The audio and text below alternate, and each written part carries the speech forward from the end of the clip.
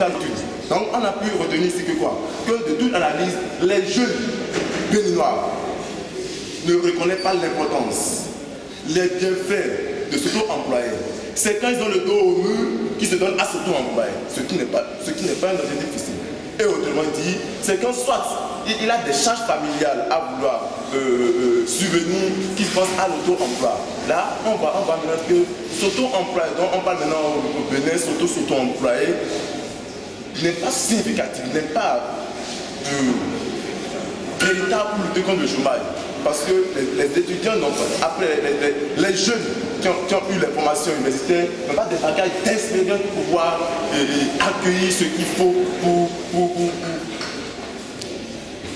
pour s'auto-employer, toutes les capacités possibles. Donc ici on peut dire que le CES, le milieu, l'état matrimonial, ainsi que d'autres variables, peut expliquer en réalité la situation d'emploi des jeunes au Bénin. Donc, à ce niveau, je vais passer la main à mon collègue, M. Modeste, pour continuer. Excellent président du jury, honorable membre du jury, pour ce qui concerne les limites, notre étude a été confrontée sur 3 modalités. La première, c'est que nous n'avons pas pu estimer, nous n'avons pas pu analyser l'estimation de toutes les données que l'UNICEF nous a fournies. Parce que l'étude a été limitée, a été faite uniquement sur une tranche d'âge de 15 à 34 ans. Et mis à part cela, nous avons été contraints d'utiliser d'autres données indépendantes, les variables indépendantes, pour les estimer en variables dépendantes. Ces variables sont le chômage, les travailleurs indépendants et les salariés. Donc, ceci étant, nous avons dû extraire ces individus pour créer une nouvelle base de données qui nous a servi maintenant d'estimation sur les analyses économétriques du logique multinomial. Maintenant, ce qui concerne les suggestions, cela a été réparti en 3 grandes catégories. Premièrement, nous avons eu des suggestions sur le gouvernement et à ce niveau, nous avons dit que le gouvernement doit mettre un accent particulier sur l'enseignement de façon générale et de façon particulière sur l'enseignement orienté dans le métier, dans l'analyse, dans l'artisanat, à partir de l'enseignement primaire et secondaire. Et sur les jeunes, nous avons aussi dit qu'ils doivent orienter leur emploi dans les zones rurales. Ok, merci à vous. Le thème de notre présentation de ce jour, sinon du concours de ce jour, il s'agira d'analyser le chômage et le sous-emploi des jeunes au Bénin. Notre présentation sera stipulée suivant les points suivants. Ci-après, il y aura d'abord une brève introduction dans laquelle nous allons poser le problème, une revue de la littérature, nous allons présenter la méthodologie à vous proposer pour analyser le chômage et le sous-emploi des jeunes au Bénin. Nous allons présenter quelques résultats saillants issus de l'application de notre méthodologie à la base de données qui a été mise à notre disposition. Et enfin, nous allons présenter les limites, les recommandations et les conclus. Les jeunes, l'avenir de l'humanité est dans les mains des jeunes titans. Cette assertion est d'autant plus vraie que selon les travaux de la Banque mondiale réalisés en 2005, 62% de la population mondiale a moins de 25 ans. Mais force est de constater que l'intégration de ces jeunes sur le marché du travail afin de trouver des emplois décents, profitables et dignes de ce nom constitue un défi majeur pour les gouvernants à divers niveaux. Lorsque l'on vient en Afrique subsaharienne, 3 chômeurs sur 5 sont des jeunes. Et en moyenne, 3 jeunes sur 4 vivent en dessous de $2 par jour. Au Bénin, les travaux de l'ISAE réalisés en 2012 nous ont permis de savoir qu'en 2007 et 2011, le taux de chômage des jeunes de 15-34 ans a fait un bond de 10 points. Pendant ce temps, la direction de la promotion de l'emploi nous fait savoir que le sous-emploi est plus élevé. Ceci s'explique par le fait que le taux de sous-emploi invisible s'élève à 64% et le taux de sous-emploi visible à 31%. Eu égard à tout ceci, il urge, en dépit de tout ce que les gouvernants et les partenaires à divers niveaux d'IA fait comme effort, de proposer des solutions efficaces pour réduire un tant soit peu ces problèmes. C'est d'ailleurs ce qui fait l'objet de notre présentation de ce jour. Avant de continuer, il est important de définir quelques concepts. Dans notre cas ici, les jeunes est considéré comme jeune tout individu âgé de 15-34 ans et est considéré comme chômeur tout jeune, sans emploi, disponible et à la recherche du travail. C'est la définition de l'Organisation internationale du travail donnée depuis 2012.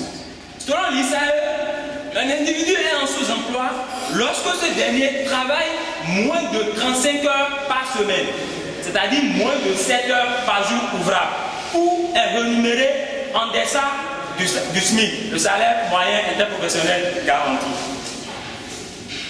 La revue de la littérature nous a permis de savoir que certains penseurs, certains économistes ont abordé les causes du chômage. Parmi ceux-ci, il y a Keynes qui affirma en 1936 dans son livre que le chômage et le sous-emploi des jeunes est dû à l'insuffisance de l'activité économique, de l'augmentation du niveau général des prix, c'est-à-dire l'inflation, du faible niveau d'emploi et du faible niveau de la demande. Kaldor, quant à lui, met en exergue, dit plutôt que le sous-emploi et le chômage sont fonction de l'efficacité de la politique économique, de la stabilité macroéconomique et de l'assainissement du cadre macroéconomique. Okun, pour finir, met en exergue une corrélation négative entre la croissance et le chômage et le taux de chômage. En effet, ce dernier, dans sa loi, dit ceci, que lorsque le PIB augmente de 3%, le chômage diminue de 1 point. Par ailleurs, la Fondation pour le renforcement des capacités en Afrique affirma dans sa publication en 2016 intitulée Le défi du chômage en Afrique que les causes du chômage sont de plusieurs ordres. Il s'agit des causes d'ordre démographique, d'ordre politique, économique, socio-culturel dans lesquelles nous mettons la perception sociale, l'éducation et la formation. Quelle méthodologie avons-nous proposé pour étudier le chômage dans notre cas? Au vu de la revue littéraire faite par M. Rousseau, nous vous proposons un modèle microéconomique pour l'analyse du chômage et du sous-emploi au Bénin. Principalement de la conceptualisation à l'opération et les calculs des indicateurs, nous allons faire une analyse univariée, bivariée, multidimensionnelle et puis faire une régression logistique binaire. Merci beaucoup.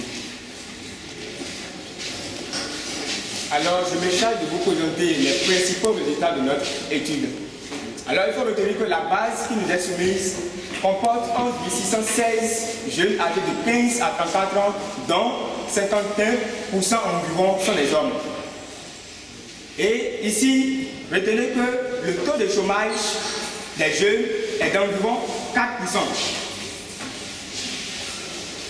Le chômage touche beaucoup plus les jeunes femmes que les jeunes hommes. En effet, environ 62% des jeunes femmes sont chômeurs contre environ 38% des hommes. Plus de 2 tiers des chômeurs résident dans le milieu rural. Ceci peut s'expliquer par le fait que les jeunes se déplacent dans le milieu urbain sous prétexte qu'en milieu urbain, il y a suffisamment d'emplois. Et en oubliant les travaux champêtres qui sont en milieu rural. Il faut retenir également que plus d'un cinquième des jeunes chômeurs ont atteint le niveau d'études supérieures. C'est peut-être étonnant. Plus de 8 sous-employés sur 10 sont en milieu urbain. Alors, pour pouvoir mieux expliquer, mieux appréhender le phénomène du chômage, nous nous sommes proposés de recoder la variable, notre variable d'intérêt, qui est la variable situation d'activité, qui au départ avec 3 modalités. Nous avons la modalité 0 pour les chômeurs, la modalité 1 pour les indépendants, la modalité 2 pour les salariés. Maintenant, pour pouvoir bien analyser le phénomène, nous avons recodé cette variable en 2 modalités. Et ici, nous avons retenu la valeur 0 pour les chômeurs et la valeur 1 pour l'ensemble des indépendants et les salariés. Alors, et sur cette variable, nous avons fait une régression logistique binaire. Les résultats de cette régression après le diagnostic du modèle sont les suivants. Il faut retenir qu'en passant des jeunes n'ayant aucun niveau aux jeunes ayant atteint le niveau supérieur, la probabilité d'être occupé diminue. Retenez également que lorsqu'on passe des jeunes résidant dans le milieu rural aux jeunes résidant dans le milieu urbain, la probabilité d'être occupé diminue également. Par contre, lorsque l'âge augmente, c'est-à-dire lorsqu'on passe de la tranche d'âge de 15 à 20 ans à la tranche d'âge de 25 à 30 ans, la probabilité d'être occupé augmente. Voilà de façon brève les résultats saillants de notre étude. Et à ces résultats, nous avons proposé des suggestions. Nous avons noté comme principale limite à notre modèle d'analyse l'absence de certaines variables, notamment la variable ethnie, la satisfaction de chaque employé par rapport à son emploi, le salaire ou le revenu et le nombre d'heures de travail par jour ou par semaine. Aussi, dans notre modèle d'analyse, nous n'avons pas considéré le secteur formel ou informel. Donc nous proposons, pour mieux analyser le chômage et le sous-emploi des jeunes au Bénin, qu'il faudra pour les prochaines fois intégrer ces variables-là à la base de données.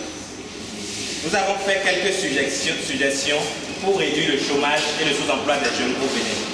Il faudrait en premier lieu adapter l'éducation et la formation des jeunes et des femmes aux besoins du marché de travail.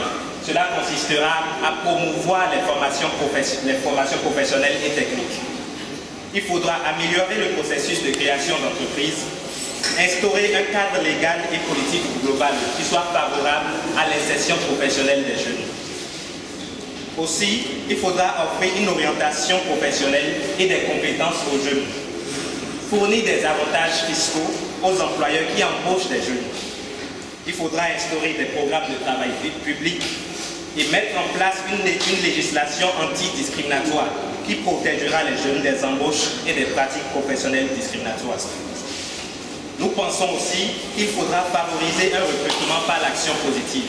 Nous allons donner un petit exemple ici. Lorsque nous prenons une structure publique, nous proposons que si le directeur général, par exemple, de cette structure est âgé de 40 à 50 ans ou plus, que son adjoint direct soit âgé de 20 à 30 ans, pour favoriser quand même l'émergence des jeunes sur le plan professionnel. Nous pensons aussi qu'il faudra instaurer des services de mentorat professionnel afin d'inciter les jeunes à devenir des créateurs d'entreprises. Cela consistera à donner aux jeunes des formations en leadership et à les sponsoriser, etc. Il faudra aussi définir des quotas de passation des marchés pour les entreprises jeunes. Et, très important aussi, il est important que nous puissions exploiter les potentiels des technologies modernes afin de favoriser l'émergence des nouveaux métiers du numérique. Nous notons aussi qu'actuellement, il existe plusieurs programmes et structures qui luttent déjà contre le chômage. Il faudra les redynamiser. Le FNPEJ, les PPEA, les Business Promotion Center, le Fonds national de la microfinance. De tout ce qui précède, nous pouvons noter que le chômage et le sous-emploi sont des phénomènes préoccupants au Bénin. Mais ce sont des phénomènes difficiles à appréhender dans leur entièreté à cause de l'insuffisance de données et d'études qui y sont consacrées. Nous notons de façon globale que la proportion des jeunes de 15 à 34 ans est majoritairement composée de travailleurs indépendants. Le chômage se manifeste plus fortement en milieu urbain, chez les femmes et chez les personnes ayant atteint le supérieur. Il est très important que les programmes qui existent déjà soient redynamisés pour que nous puissions observer une baisse du chômage et du sous-emploi des jeunes au Bénin. Nous vous remercions, nous sommes à la fin de notre à présent, nous allons entrer dans la deuxième phase d'évaluation qui consiste bien sûr à vous poser quelques questions sur la présentation et sur le travail que vous avez eu à faire. Alors, je précise que ici, il y a deux questions qui sont un peu transversales. Pas de questions, vous allez essayer de répondre chacun ces deux questions, mais il y a aussi une question qui sont destinées à chaque groupe. Alors, je laisse d'abord les collègues poser des questions et après on va vous préciser laquelle question pour lesquelles seront répondues par vous deux. Et puis, lesquelles questions seront destinées de façon spécifique à chaque groupe. En fait, avant d'arriver sur la question des niveaux, je voudrais d'abord s'arrêter la théorie qui encadre le chômage dans le monde ou le cas du pays. Vous ne pouvez pas nous présenter un tel résultat sans aller dans le cas théorique. Je sais de ça qu'il s'agit. Les outils économétriques, statistiques ne sont que des éléments pour confirmer ou infirmer ce qui existait. Et c'est pour ça qu'il faut d'abord vous exposer la théorie de façon large. Vous l'avez commencé, mais ce n'est pas encore ça, ce que moi je parle. Vous avez par exemple, quand on parle de chômage, vous allez faire le chômage volontaire des classiques. Qu'est-ce qu'il y a dans ça? Les classiques expliquent tout simplement que un excès de demande par rapport à l'offre, l'entreprise va être en mesure de recruter. Mais on constate que l'entreprise est en mesure de recruter. Pourquoi? Parce que dans le but de minimiser les dépenses salariales. Alors, en général, quand on va considérer cette masse salariale, l'entreprise sera dans une mesure de diminuer le salaire. Et quand le salaire baisse, les offres que vous êtes là vont refuser donc là pour refuser le travail. C'est pour ça que le chômage est très complet. Alors, les causes qui expliquent le chômage sur le marché classique, il y a le salaire réel, il y a la rentabilité de l'entreprise, le niveau du prix. Voilà ce qu'on appelle les classiques pour expliquer donc le chômage. Mais à l'instant de ces classiques, vous avez réalisé comme des lieux sur l'utilisation du chômage volontaire. Mais, contrairement aux classiques, ils disent que le chômage est volontaire. Pourquoi? Parce que tout simplement, le niveau du chômage, ce n'est pas une insuffisance de demande sur le marché. C'est la demande de l'effectif. Pour le président, la demande de l'effectif, c'est une demande globale participée par la santé. D'accord? C'est le fait que sur le marché, les ménages n'arrivent pas à consommer totalement les produits fabriqués par les entreprises. Et par conséquent, elles sont obligées de ne pas recruter la main-d'œuvre. Du coup, le chômage est volontaire parce qu'il y a la main-d'œuvre pour travailler dans les entreprises de recruter. Voilà le chômage est volontaire. Les qualités extérieures, à part sur la c'est-à-dire juste après cette demande, vous avez les bureaux et les postes télévisés. Ils sont venus soutenir la logique des télévisés en expliquant que à part cette c'est-à-dire la demande des petits,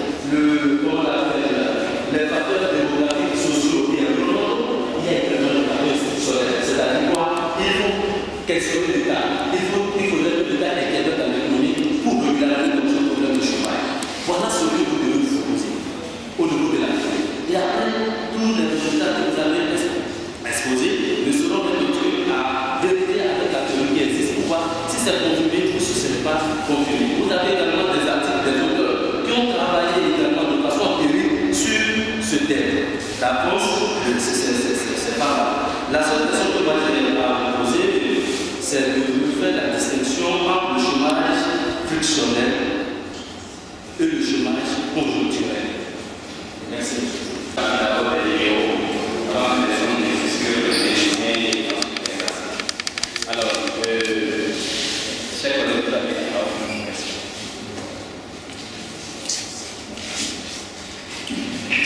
Merci, Monsieur le Président. Merci, cher candidat, pour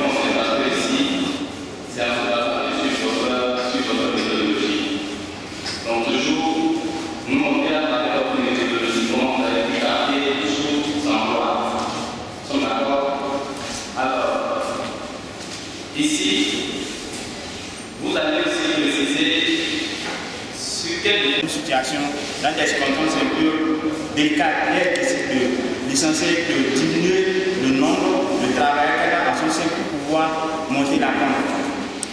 Tandis que le fonctionnaire, ça concerne des personnes qui trouvent du travail quelques mois après d'être chômeur, quelques mois après être en état de chômage. Merci.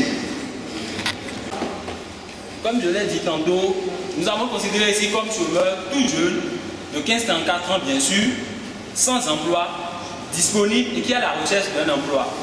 Alors que c'est la définition de l'OIT 2012. Alors que nous avons considéré comme personne en situation de sous-emploi, la définition que nous avons retenue, c'est aussi la définition de l'OIT qui stipule qu'elle est considérée comme sous-employé un individu qui travaille moins de 35 heures par semaine, c'est-à-dire 7 heures par jour ouvrable, du lundi au vendredi, ou un individu qui est rémunéré en dessous du SMIC.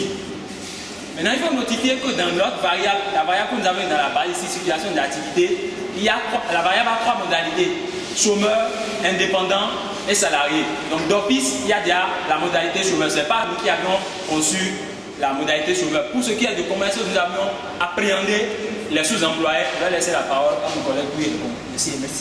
Voilà. Comment avons-nous appréhendé le sous-emploi? D'abord, je tiens à rappeler que le modèle que nous avons estimé ici, c'est pour expliquer exclusivement le chômage. Et comme la variable situation d'activité a 3 modalités, comme l'a dit mon collègue, en fait, on sait déjà que les chômeurs ont une modalité. Les chômeurs sont déjà là. Donc, nous nous sommes dit que les indépendants et les salariés ici sont des gens qui sont occupés. Donc, cette variable-là est codée en 2 modalités pour pouvoir faire une régression binaire. Envie d'expliquer le chômage exclusivement. Voilà, pour ce qui est du sous-emploi, dans ce cas, nous avons dans la base de données une variable appelée risque de chômage. Et nous avons également, voilà, quand nous avons croisé maintenant la variable situation d'emploi avec la variable risque de chômage. Et nous avons supposé que les sous-employés, ce sont les gens qui sont occupés, c'est-à-dire les indépendants ou les salariés, qui ont un risque élevé de chômage. C'est là que nous avons alors généré la variable sous-emploi. Et il faut retenir que sur cette variable, on n'a pas effectué une régression logistique. Je veux juste ajouter, c'est pour cela que dans les limites, nous avons dit qu'il faudra considérer le nombre d'heures de travail par semaine ou par jour afin de mieux appréhender le sous-emploi. Merci. J'ai demandé de savoir la définition du chômage fonctionnel et le chômage naturel. Nous avons dit que le chômage fonctionnel est un chômage qui résulte du contexte, c'est-à-dire si un individu perd un emploi, donc le temps d'obtenir un emploi correspondant à ses activités et aussi à ses compétences. C'est ça qui s'appelle le chômage fonctionnel. Le chômage naturel, nous dirons que ce chômage est beaucoup plus basé sur les conditions de vie, sur les circonstances. Voilà la façon de utiliser ces questions. Le sous-emploi et le chômage. Le sous-emploi, qu'est-ce que le sous-emploi? Est le niveau de l'emploi qui est sous du conseil de productivité. Alors que le chômage, c'est un mouvement de travail. C'est un mouvement d'emploi. Donc, on peut procéder en disant que le chômage est inclus dans le sous-emploi. Le chômage est dans le sous-emploi. C'est le sous-emploi qui institue le chômage. Et le sous-emploi institue le chômage. C'est le sous-emploi qui stimule le chômage. Est-ce que vous êtes passé que le chômage le sous-emploi qui stimule le chômage, le sous-emploi, quand il y a un manque de travail, les gens sont disponibles.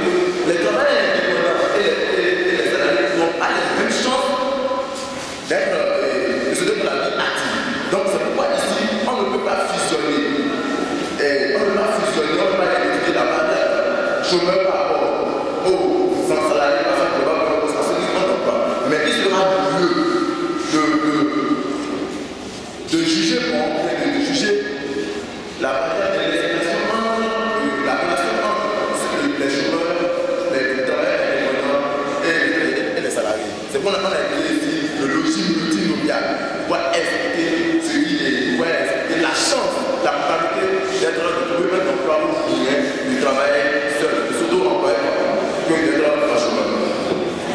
Le taux de croissance est le taux de chômage.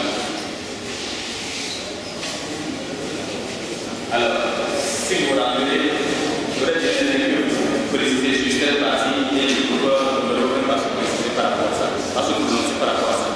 Loi Dokun qui dit ceci, que lorsque la croissance augmente de 3%, le chômage diminue d'1 point. Est-ce que vous avez une description? La part de ce combat, il disait que lorsque le PIB augmente de 3%, je crois qu'il est. Je crois qu'il est intéressant à faire une discussion de 1%. C'est le chômage. Que lorsque le PIB augmente de 3%, le chômage diminue de 1%. Lorsque le chômage diminue de 1%,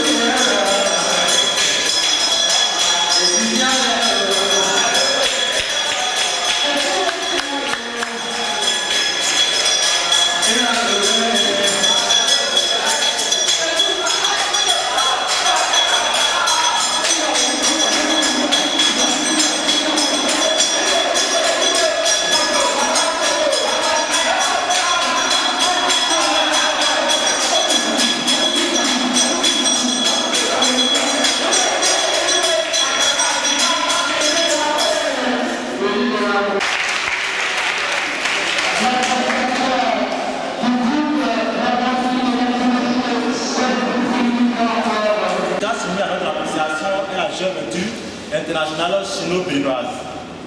Ce cas serait le besoin piloté à travers le plan suivant. Au grand 1, nous aurons la mise en contexte. Au grand 2, nous aurons le fondement de la joint venture sino-béninoise. Au grand 3, nous aurons les avantages et les inconvénients de la co-entreprise sino-béninoise à travers deux avantages.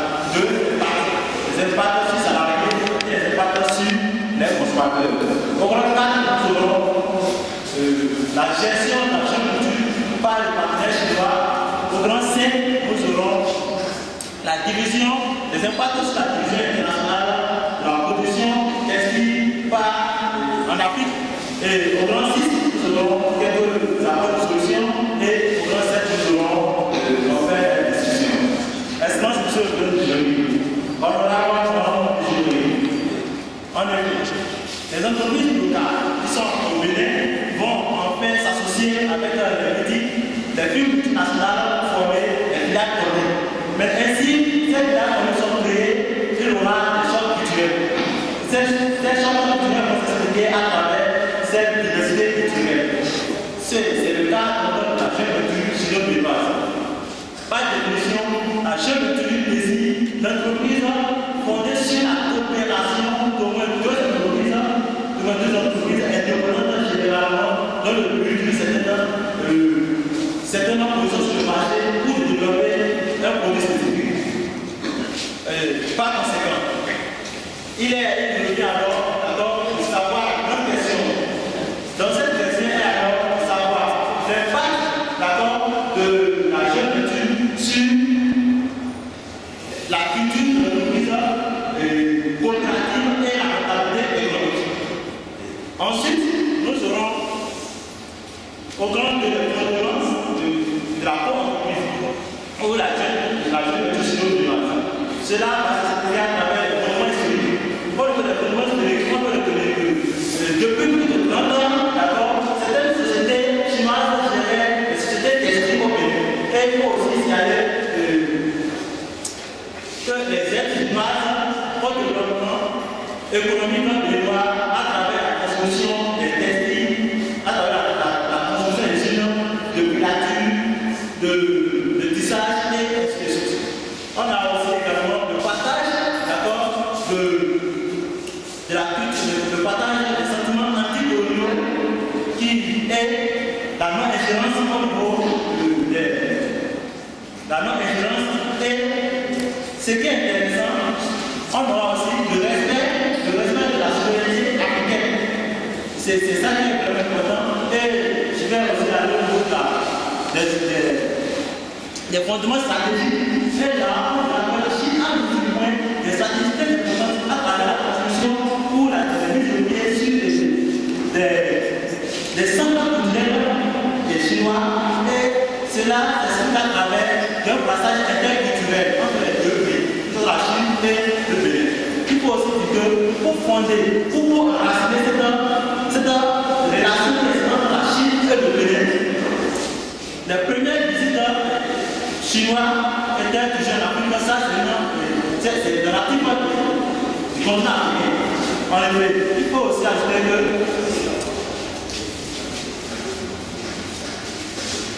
la création du forum, on a la naissance d'un forum de la coopération sino-africaine, d'accord, qui permet d'abord de se rapprocher entre la Chine et l'Afrique pour continuer le rapport pour décortiquer chino-béninoise. Parlant de l'enjeu de la co-entreprise chino-béninoise, de façon générale, on constate que les pays dans lesquels sont implantés ces la co-entreprise bénéficie des droits de ces derniers et de la même, ça constitue un facteur d'innovation pour ce pays. Ce pays bénéficie aussi également des reverses et de nouvelles pratiques managériales à moyen terme. De même, les pays en voie de développement par l'installation de ces entreprises développent leur secteur économique dans un contexte mondial.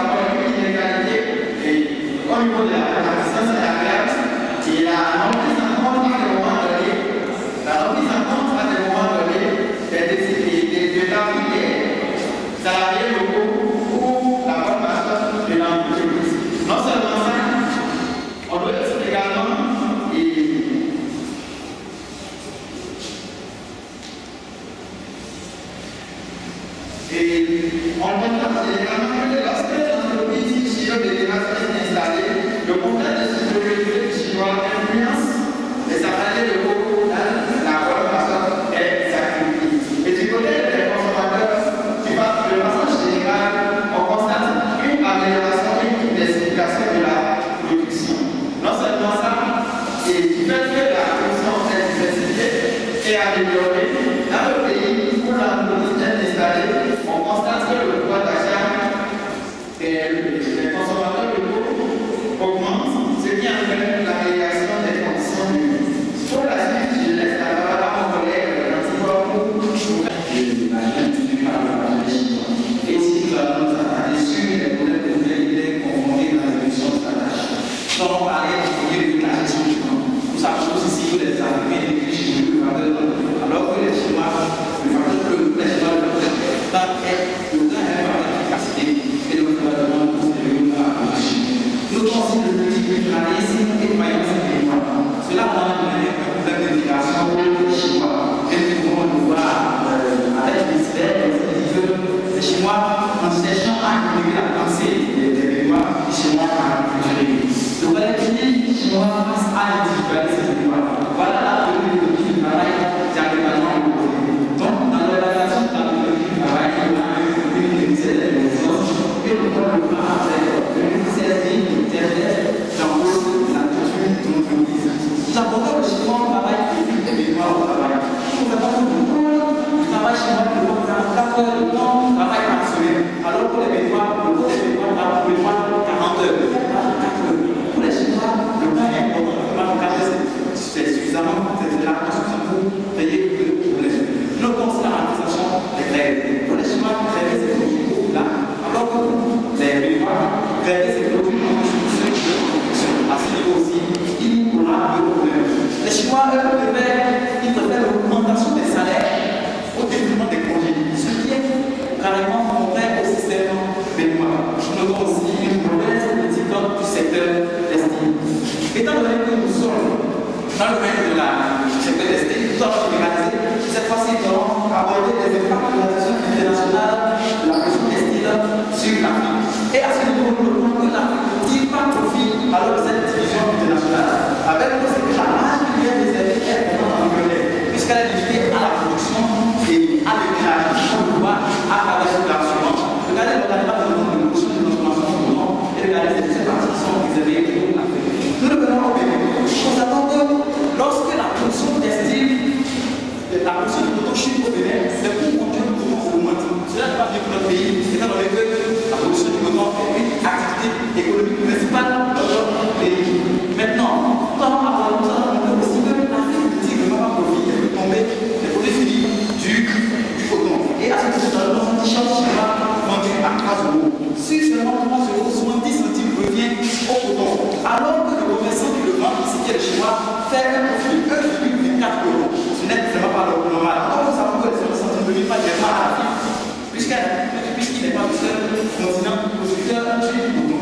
Maintenant, pendant que nous ne sommes pas seulement attardés à donner des problèmes, mais nous avons pensé aussi à la perspective de pouvoir améliorer la situation, que ce soit au niveau de la culture chino-béninoise, que ce soit au niveau national, ou au niveau continental. C'est pour ça que mon collègue a l'occasion pour vous donner clairement des grandes lignes de cette perspective.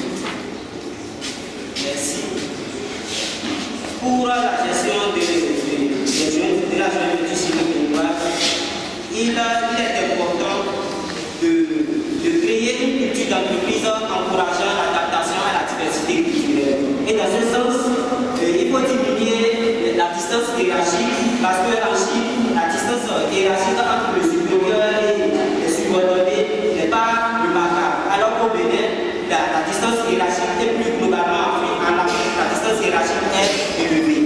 Donc réduire la distance hiérarchique de Hostel, le contrôle de l'incertitude, instaurer le féminisme pour la gestion des conflits et pour il faut utiliser le particularisme pour régler les problèmes concernant le Bénin.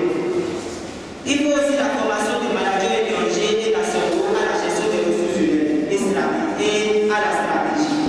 Là, nous avons parlé de Ransoff qui disait que la stratégie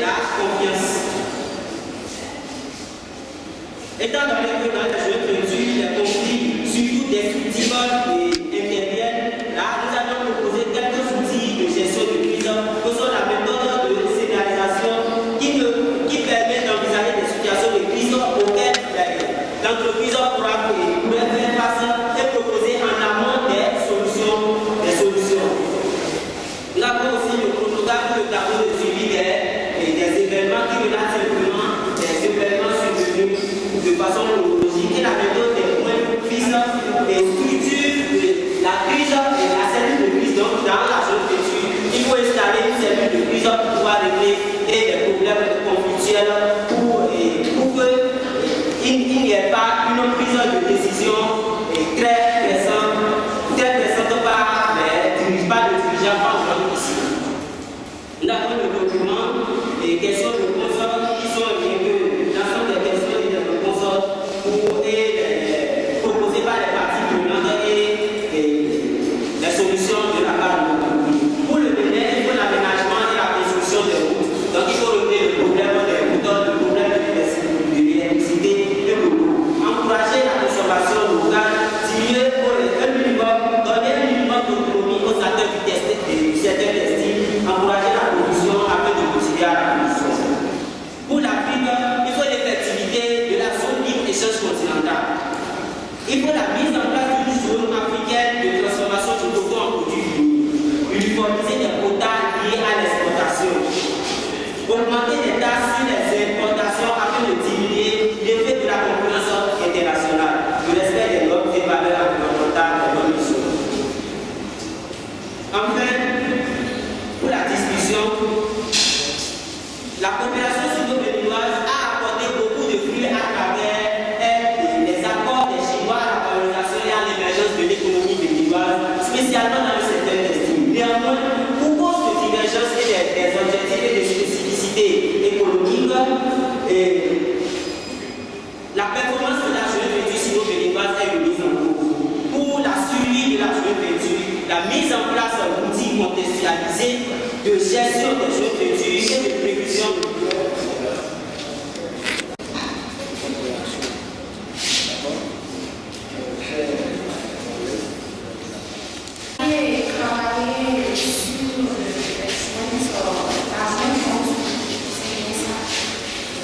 merci pour votre présentation, vous avez présenté et puis c'est alors, globalement, j'ai quelques observations par rapport à la présentation et à votre développement.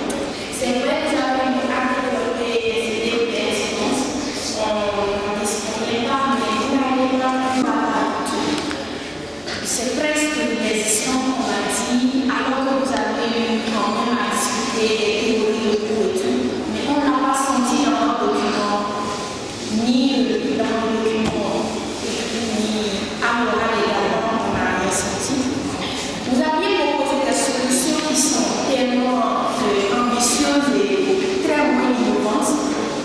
Je l'ai dit, quand vous parlez de route et vous parlez de construction de route et tout cela, avez-vous quand même pensé à la disponibilité des moyens de pouvoir le réaliser? Alors, j'ai quelques questions à vous poser. Vous avez parlé de la prise en compte des décisions des employés locaux, également du complexe de supériorité, c'est bien ça, des Chinois, des employés chinois. Alors, quelles sont les causes en réalité? Est-ce que c'est le processus ou le mode de recrutement qui ne suit pas les normes? Parce que si éventuellement nous avons été recrutés selon les mêmes normes et tout, comment est-ce que le processus se fait et puis il y a une égalité dans les prises de décision? Vous allez nous donner des précisions sur ça. Également, vous avez parlé de la diversité culturelle et quelle est réellement la discipline, je ne sais pas, qui s'occupe de la diversité culturelle et tout. Et quand vous parlez de la culture d'entreprise, j'aimerais savoir, est-ce que c'est seulement dans l'entreprise qu'on va inculquer cette diversité culturelle aux employés, et s'il y a une possibilité de réellement inculquer, parce que je ne maîtrise pas d'abord le niveau de ceux-là qui sont recrutés dans nos universités et autres, est-ce qu'on doit faire de cela une priorité ou on doit juste attendre que ce soit en entreprise? C'est bon. Et une dernière, vous avez parlé de la consommation locale qui doit être encouragée. Voyez, pour la consommation locale, ça coûte tellement cher. Je ne sais pas comment est-ce que vous pensez que l'encouragement peut être concret. Comment le faire, la consommation locale, oui, ça coûte tellement cher. Quand nous prenons le produit local, ça coûte un peu cher. Comment est-ce que vous avez essayé de réfléchir pour que les consommateurs soient encouragés à les consommer? Merci, monsieur le Président. Durant les présentations, j'ai remarqué que vous avez fait des mélanges sur la théorie, la méthodologie, la problématique, comment le problème a été posé à notre niveau. J'ai remarqué ça. C'est pourquoi j'appelle ça l'exercice. Et néanmoins, je voudrais vous entendre. La jeune étude entre le Bénin et la Chine, c'est qu'une entreprise béninoise et une entreprise chinoise qui se mettent ensemble pour créer une entreprise. C'est ça. C'est ça. En tant que gestionnaire des ressources humaines,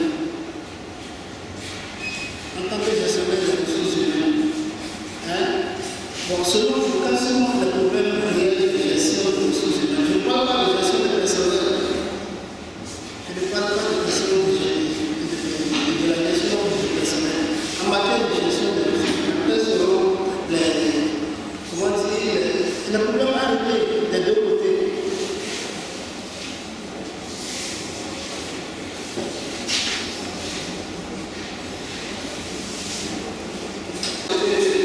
La Chine, est-ce que la Chine a vraiment fait cette jeune aventure avec une entreprise ici au Bénin actuellement?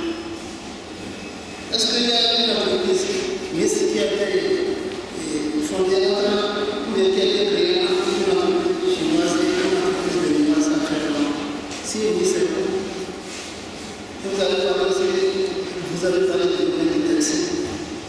Donnez des exemples. Merci, monsieur le Président. On l'a comprendre, puisque c'est bien sûr c'est que cette entreprise bipartite. Ça veut dire qu'il y a les Chinois, il y a les Béninois. Donc, du coup, vous voyez que pour le fonctionnement de cette structure, nous avons une gestion des ressources humaines. Alors, à votre entendement, quels sont les problèmes à régler à ce niveau? Deuxième question, est-ce que vous avez des exemples d'entreprises mixtes? C'est bien ça? Voilà. Voilà les questions posées par le collègue de la distance hiérarchique qui est constatée. C'est bien ça. Alors moi, j'aurais voulu savoir quel est l'impact de la distance hiérarchique constatée sur la production. D'accord? En ce qui concerne le complexe d'expansion de la région chinoise, c'est vrai qu'il faut mettre à distance. Ok, c'est deux ordres. Premièrement, ça parle de la culture même de la Chine. Nous voyons qu'en Chine, quand on a la culture chinoise, le lien de subordination est vraiment très élevé. Donc à ce niveau, lorsqu'on sait que je suis le chef de celui-là, donc quand je parle d'arithmétique, ouais, c'est là tout ça, c'est ce qu'on les enseigne. Quand on connaît même où il y a la scolarité, on dit que la entre maître et élève, il n'y a pas de moment où il y a tout ça. Tout ce que le maître dit, l'élève et ce moment, c'est le niveau de technologie, le niveau de compétence. Nous savons que la Chine, c'est lui qui est la puissance des technologies. Lorsque nous disons ici, il va y avoir ce problème à mais moi, c'est toujours à ce niveau-là, ce problème de culture là. Il faudra que là-bas, on n'enseigne pas. On apprend plus par les expériences chez eux. Enseigner, c'est enseigner, c'est pas donner, mais apprendre, c'est chercher. Vous voyez, c'est pourquoi nous sommes sur la scène, parce que nous, ici, ne sommes pas habitués à interagir.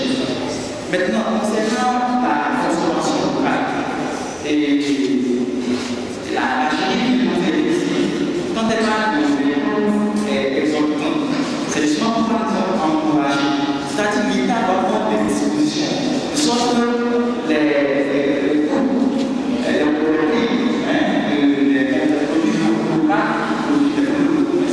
soient vraiment bas, c'est-à-dire encourager les entreprises. Ici, lorsqu'on va dans le cette cité, ça bien fait,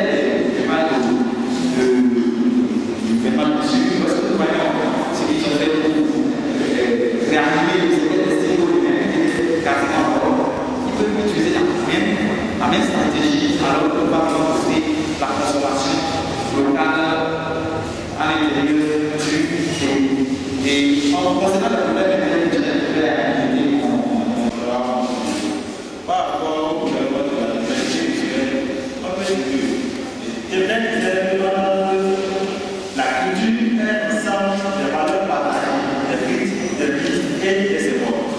Donc, si on tenait à ça, au niveau des diversités culturelles, on voit que la Chine, par exemple, a sa culture propre à elle. Le Bénin aussi a sa culture propre à elle. Donc, ces deux cultures, dès que les cultures vont se fusionner, il y aura ce qu'on appelle les changements culturels. Ça veut dire quoi? Et les Chinois, par exemple, ils ont la culture, quand ils le saluent, il y a une manière de salutation. Les Bénins aussi, quand ils le saluent, il y a une manière de salutation. Donc, par conséquent, sur le terrain, il y a d'abord monter sur ce point, lorsqu'on va monter le point de la hiérarchie.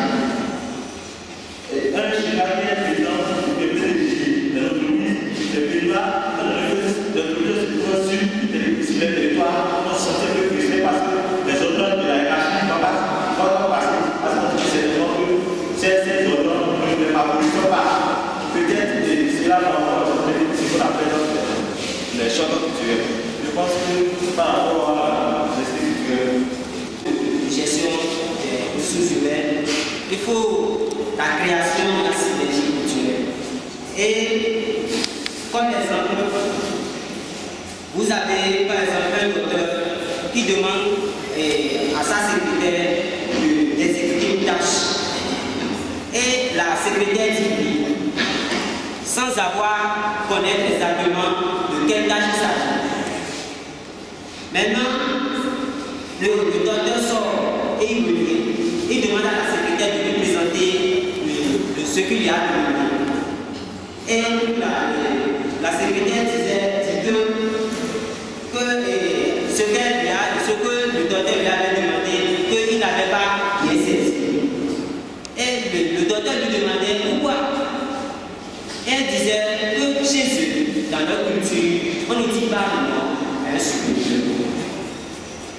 Quand quelqu'un est un parent, quand il te dit quelque chose, tu ne dis pas non à un supérieur. Du coup, il faut le docteur me dit alors si c'est ça, il faut moi le travail. Et désormais, lorsque je te dis quelque chose que tu n'as pas entendu, là, tu viens près de moi, tu me demandes très gentiment que tu n'as pas compris ce que je t'ai demandé, et là, je te l'explique et tu me présentes le rapport. Quels sont les préalables? Sans les préalables, on ne peut pas vous mettre ensemble. Vous comprenez un peu? C'est la question qui a été posée en matière de village. Comment ils doivent se mettre ensemble pour qu'il n'y ait pas de problème. Vous comprenez un peu? De façon terre à terre, c'est ça. Pour qu'il n'y ait pas de problème. Pour se mettre ensemble, il faut définir des principes. Et au niveau des principes, il faut envoyer des personnes qui ont une compétence en gestion des ressources humaines, une compétence en la diversité culturelle. Donc des personnes capables de connaître ou bien de maîtriser la façon de faire des boulot.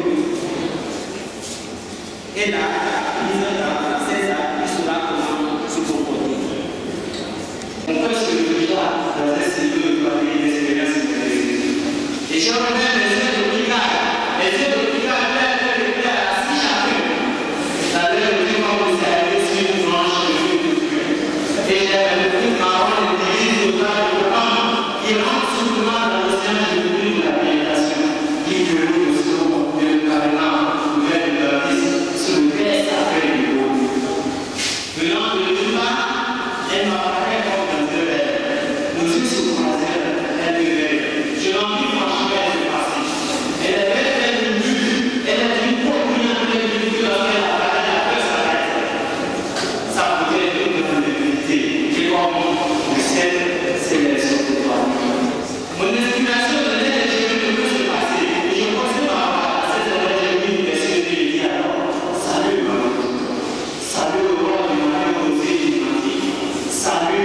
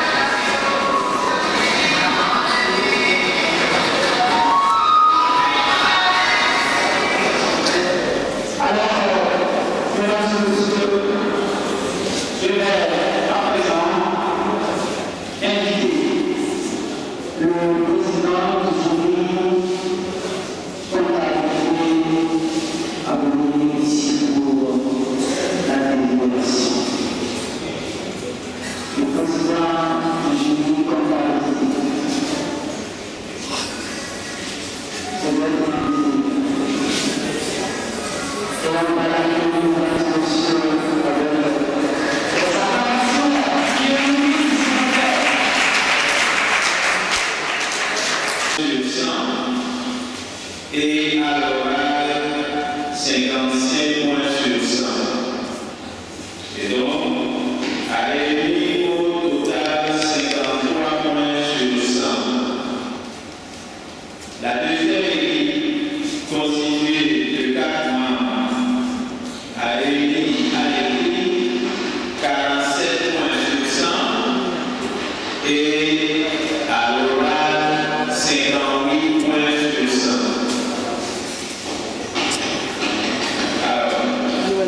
La moyenne générale obtenue par la deuxième équipe est de 52,50 points sur 100 et la moyenne obtenue par la première équipe composée de 3 membres est de 53 points sur 100. Donc l'équipe composée de Dani, Rolly et Dajera est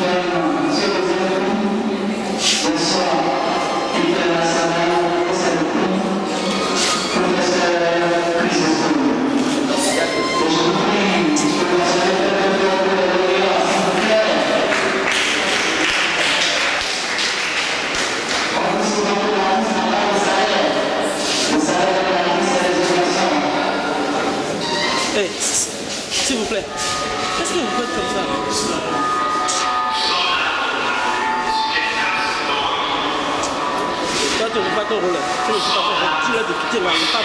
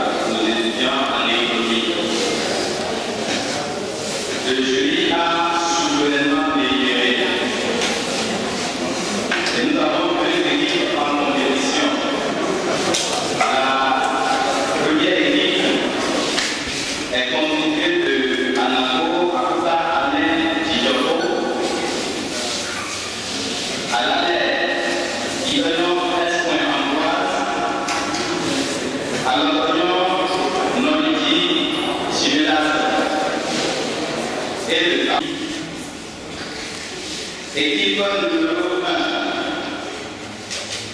Nous rappelons que l'équipe numéro 1 a pu totaliser pour la phase élite 15 points sur 100.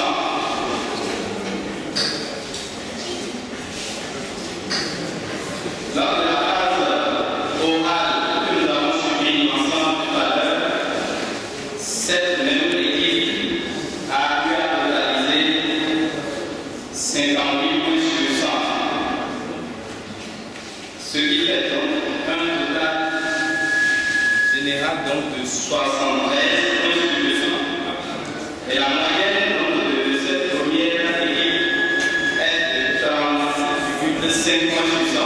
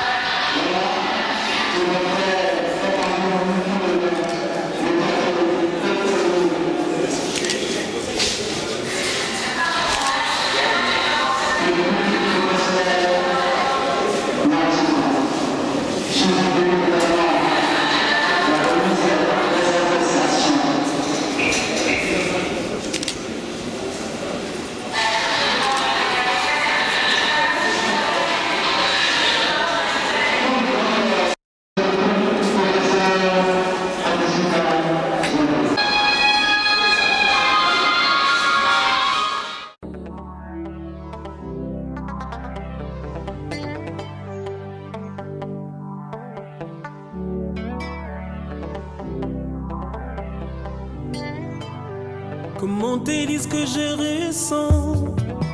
Tes bienfaits sont trop grands. Du fond de mon âme coule de larmes qui traduisent mes silences. Comment te dire ce que je ressens? Tes bienfaits sont trop grands.